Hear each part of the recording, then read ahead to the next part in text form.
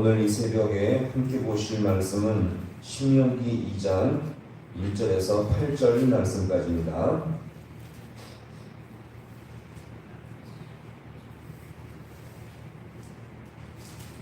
신명기 2장 1절에서 8절 말씀까지 우리 말씀을 한 절씩 교독하겠습니다.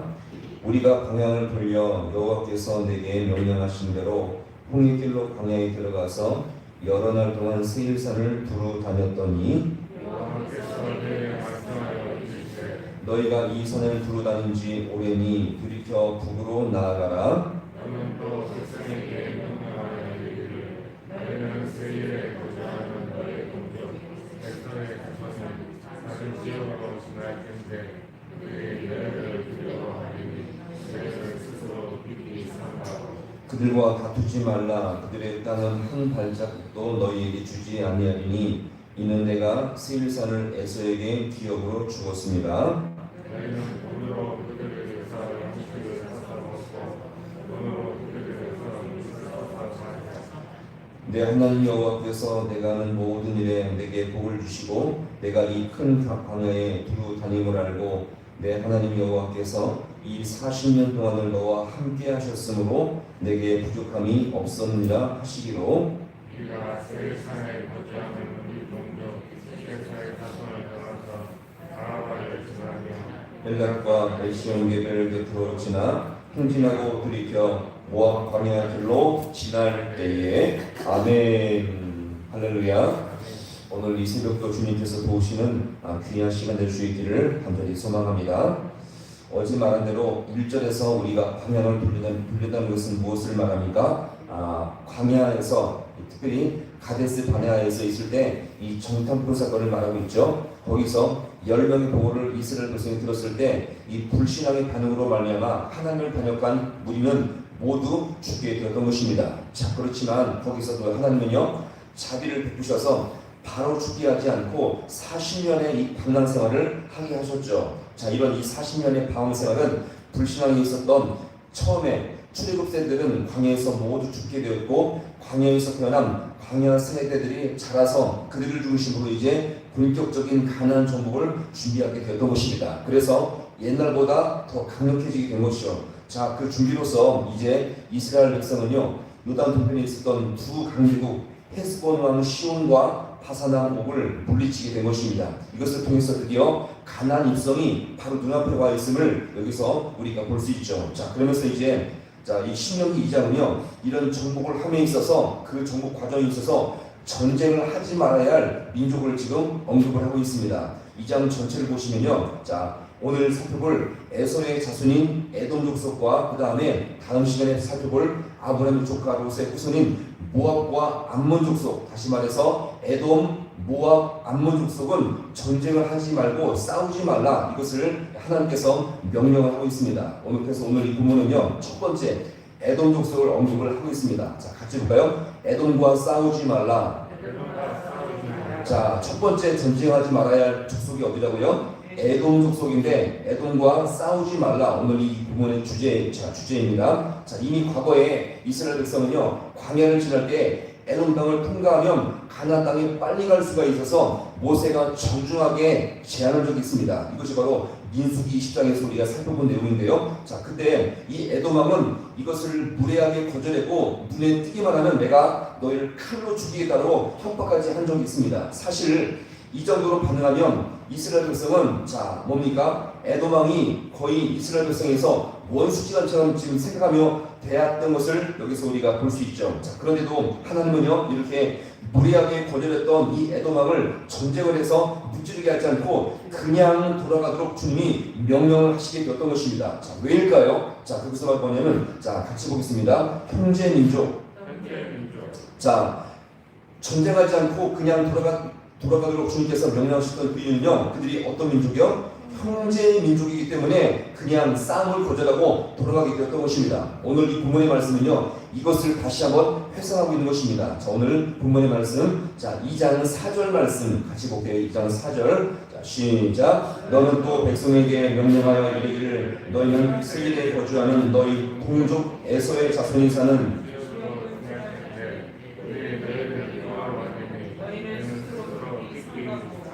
자, 이 본문에서 보시면 에돔이 거절했다는 내용은 생략을 하고 있죠. 자, 그러면서 주님께서 어떻게 말씀하십니까? 너희는 세일에 거주하는, 이 세일이요 다른 말로 에돔입니다. 에돔 중에서 이 세일 지방에 거주하는 너희 동족 자손이 사는 지역으로 지날진데, 자, 이것을 감안해서 절대 전쟁을 하지 말라라고 지금 말씀하죠. 그러면서 하나님은 형제 민족이기 때문에 절대 그들과 다투지 말라고 신신당부하고 있습니다. 자, 5절의 말씀 볼게요. 5절. 자, 같이 보겠습니다. 시작. 그들과 다투지 말라. 그들의 땅은 한 발자국도 너희에게 주지 아니하리니 주었습니다. 아멘. 자, 그렇죠. 비록 이스라엘 백성이 에돔 왕에게 자존심이 상할 정도로 거절을 당했고요, 분노할 정도로 마음에 상처를 입었지만 여기서 한번 잘 보세요. 이 모든 상황을 하나님이 다 보고 알고 계십니다. 자, 그런 하나님께서는요, 마음이 상하고 자존심이 상하기 때문에 복수하고 대갚아주라고 말씀하지 아니하시고, 자, 그 민족이 어떤 민족이라고요? 형제 민족이기 때문에 전쟁을 하지 말고 피하여 되돌아가도록 주님은 명령을 하셨던 것입니다. 여기서 싸우지 말라는 것은 그냥 싸우지 말라는 것이 아니라 전쟁을 일으키지 말라는 것이죠. 먼저 에돔을 공격해서는 안 된다는 것입니다. 자, 그러면 누가 먼저 잘못했습니까? 에돔이 먼저 잘못했잖아요. 자, 그러면 에돔은요, 이스라엘에게 망해도 충분한 잘못이 있게 되었던 것입니다. 자, 그러나 이것은요, 하나님의 뜻이 아니었습니다. 아무리 에돔이 약하고 그들이 지금 이스라엘 백성에게 상처와 이렇게 뭔가 수치심을 주게 했을지라도 이렇게 전쟁하는 것은 하나님의 뜻이 절대 아니었던 것입니다. 여기서 우리가 알 수 있는 것은 무엇을 알 수가 있겠습니까? 성도는요, 때때로 부당하고 잘못이 없는데도 이런 상처와 고난을 받을 때가 분명히 존재할 수가 있다는 거죠. 왜? 신앙생활을 할 때에 성도는 때때로 부당하며 잘못이 없는 등 이런 상처와 수치심과 고난을 받을 때가 분명히 존재한다는 것입니다. 자, 그렇다고 해서 자신이 당한 상처와 자존심이 상했다고 해서 무조건 상대방에게 대갚아주는 존재가 성도가 아님을 여기서 우리가 볼 수 있습니다. 왜요? 이것은 하나님의 뜻이 아니에요. 그런 줄 알면서도 이해하고 기도하는 것이 성도의 마땅한 자세임을 우리가 분명히 기억하시기 바랍니다. 자, 그럼 여기서 이렇게 하나님의 뜻 가운데 살아갈 때 전쟁하지 않고 이렇게 뭔가 에돔에게 거절당해서 상처와 자존심이 깊이 상하고 수치를 당하고 복수할 줄도 모르는 연약함이 있는 그런 민족이 이스라엘 백성이 되고 말았습니까? 아닙니다. 전쟁하지 않고 상처와 수치심을 당하고 자존심이 상해서 무엇인가 정말 많은 주변 민족보다 더 연약해지고 아무것도 아닌 정말 조롱당할 수밖에 없는 연약한 민족이 되었느냐? 그렇지는 않습니다. 오늘 이 본문에서 보세요. 이렇게 하나님의 뜻 가운데 전쟁하지 않고 수치심과 이렇게 무엇인가 자존심이 상했지만 하나님께서 이스라엘 백성을 어떻게 만드셨습니까? 자, 중요한 말씀이거든요. 어제 읽었던 7절의 말씀, 자, 같이 볼게요. 자, 시작. 내 하나님 여호와께서 내가 하는 모든 일에 내가 이 풍광에 불타는 걸 알고 내 하나님 여호와께서 이 40년 동안을 너와 함께 하셨으므로 내게 부족함이 없었는가 하시기로. 아멘. 자, 보세요. 지금 분명 에돔 족속에게 수치와 자존심을 상하고요, 분노할 정도로 마음에 상처를 입었던 이스라엘 백성이, 자, 그들과 전쟁하지 않고 형제 민족이기 때문에 이것이 하나님의 뜻이었기 때문에 전쟁하지 않고 그들이 돌이켰을 때 그들이 어떤 민족이 되었습니까? 자, 하나님께서 그 민족 가운데 연약하고 정말 힘이 없는 연약한 민족이 된 것이 아니라 그들 모든 민족 속에 하나님께서 복을 주시고 이 광야에 두루다니심을 알고 내 하나님 여호와께서, 자, 40년 동안 어떻게요? 너와 함께 하셨으므로 내게 부족함이 없었느니라. 자, 여기서 보시면 더욱더 그들은요, 연약해진 민족이 된 것이 아니라 더욱더 강해지며 하나님께서 함께 하시는 복된 민족이 되었음을 우리가 분명히 기억하시기 바랍니다. 자, 여기서 보시면 보세요. 복은 복을 달라고 해서 받는 것이 아니라 복을 받을 만한 상태와 조건이 될 때 주님께서 복을 부어주실 줄로 믿으시길 바랍니다. 주님의 뜻을 알았다면 거기에 순종하며 거기서 순응하며 나갈 때에 내가 자존심이 상하고 내가 무엇인가 수치심을 느끼지만 주님의 뜻이기 때문에 끝까지 순종하며 나갈 때 하나님께서 우리 심령 가운데 은혜와 복을 허락할 줄로 믿으시길 바랍니다.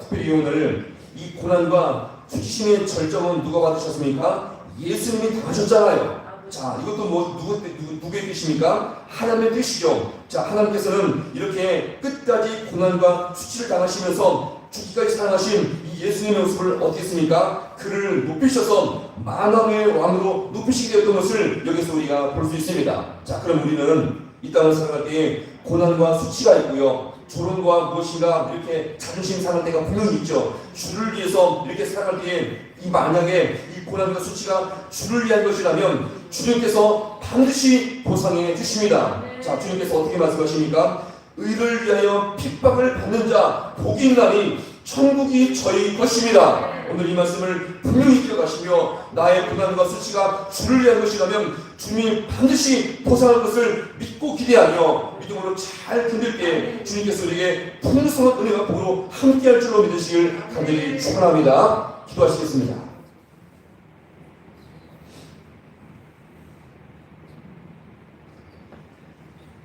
하나님 아버지, 너무나도 고맙고 감사합니다.